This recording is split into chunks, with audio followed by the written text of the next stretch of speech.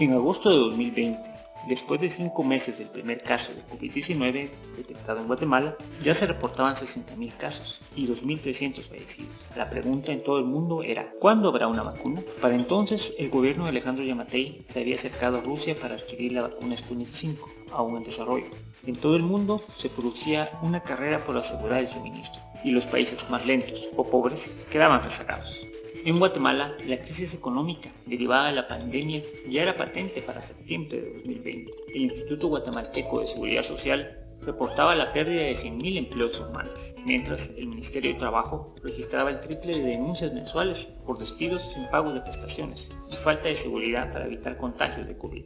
Hasta el propio presidente Alejandro Yamatei reportaba estar enfermo de COVID. Luego de 6 meses de toque de queda, el personal sanitario se encontraba agotado y sin suficientes recursos para atender la emergencia. Además, se habían detenido a 41.000 personas por violar el toque de queda. El país ya sumaba 86.000 casos positivos y más de 3.000 fallecidos. El gobierno reconocía vivir la segunda ola de contagio. En Guatemala prende la mecha del descontento. Una protesta contra la aprobación del presupuesto 2021 por el Congreso deriva en una confrontación entre manifestantes y la policía. En la protesta piden la renuncia del presidente Yamatei. Las críticas a la clase política por la mala gestión de la pandemia y los señalamientos de corrupción gubernamental se expanden. El Congreso es quemado y el mandatario amenaza con restringir las manifestaciones. Incluso el vicepresidente Guillermo Castillo pide la renuncia de Yamatei sin lograr mayores resultados. El gobierno trata de calmar los ánimos, cerrando instituciones cuestionadas, como el centro de gobierno. Y mientras varios países empiezan a vacunar a su población, el director de Copper COVID,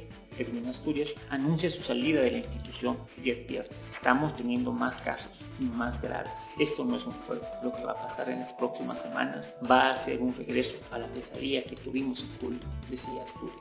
Para enero de 2021, el gobierno juega la carta de la esperanza de volver a la normalidad. En el Congreso se aprueba el uso de 1.500 millones para la adquisición de vacunas usando dinero no ejecutado del presupuesto para el combate al COVID-19. Mientras Guatemala observa al mundo entero vacunarse, la pregunta ahora es: ¿a quién se le comprarán las vacunas y cuándo vendrán? El 4 de febrero, Guatemala firma un acuerdo con un intermediario del Fondo de Inversión Directos de Rusia, RDIF, para la adquisición de 16 millones de dosis de Sputnik V. El Ministerio de Salud pagó 614.5 millones, la mitad del costo total de las vacunas, pero pasarían casi 2 meses antes de que empezaran a llegar las vacunas Sputnik V a cuentagotas. Las primeras dosis llegan a Guatemala en febrero, pero todas son donaciones. Israel e India en un principio, y más tarde México y Estados Unidos, entre otros países. En marzo llegan las primeras vacunas compradas por Guatemala por el mecanismo COVAX, un total de 81.600 dosis, aunque el presidente Yamatei había prometido más de 400.000 para esas fechas. Pronto fue claro que el país dependería de la caridad de otros gobiernos para combatir la pandemia. La tercera ola sacudió a los hospitales guatemaltecos en abril. A principios del mes de mayo, 138 municipios se encontraban en alerta roja y para finales de mes ya eran 174 de los 340. Las primeras dosis de Sputnik V llegaban a Guatemala en pequeños lotes. El primero solo tenía 50.000 dosis y las críticas por la lentitud de las entregas, la opacidad del contrato y falta de garantías de reclamo comenzaron a crecer.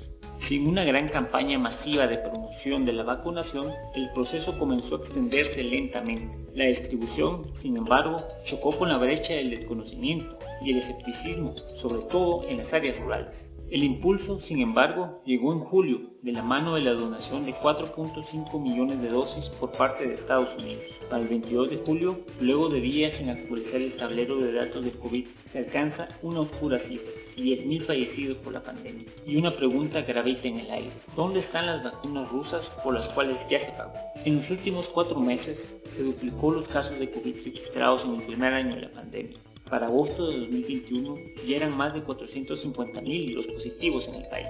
La carencia de insumos básicos como oxígeno o incluso camas para los pacientes en los hospitales es una queja recurrente. Todo esto en medio de un lento avance en la vacunación. Para septiembre de 2021 la debacle de la gestión es ya inocultable. El presidente Alejandro Yamatei lo reconocía. Hemos llegado a duras penas al 33% de la primera dosis, decía el mandatario. Además, el 6 de septiembre, 2 de cada 3 vacunas recibidas en el país eran donadas. Guatemala llegaba así al bicentenario de la nación en medio de una crisis social, económica y política, y preguntando sobre todo, ¿dónde están las vacunas por las que ya pagamos?